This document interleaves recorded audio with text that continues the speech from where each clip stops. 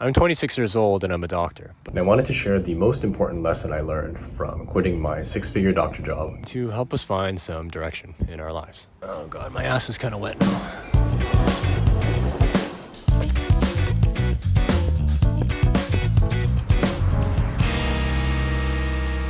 At first, I thought that a PhD would be a perfect fit for my introverted self. I was really excited to see things that literally no human being had seen before. At the time, I figured that it'd be hard, but I was still pretty confident that I was up to the task.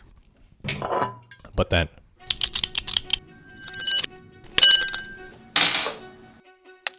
I struggled a lot. To make it worse, it seemed to me like all of my peers were doing just fine, and that I was the only one who was being left behind. I felt my resolve start to crumble as I doubted myself and really wondered if this was the right path for me. And as dramatic as it sounds, I really couldn't see the light at the end of the tunnel. I started to dread going into work every day and thought that maybe I should just give up. I told myself I tried, but it's just too hard. So it must not be for me. I had hit my lowest point. I was complaining to a mentor of mine about how difficult things were in the lab, and it took just 10 words to turn everything around. He sits me down and he says, "Did you expect the PhD to be easy?"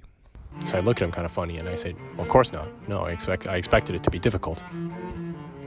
So then he looks at me in the eye and he says, "What about this isn't living up to your expectations?"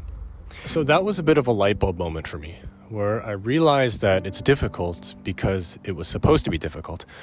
I think it's easy for us to fall into a trap of thinking that because things are hard, we must be doing things wrong. If you're struggling, like me, it's not because we're doing something particularly wrong or because we're especially stupid or unlucky. It's difficult because it's supposed to be difficult. And I guess that's what makes it worth doing. Oh, it's sunny now. Look at that.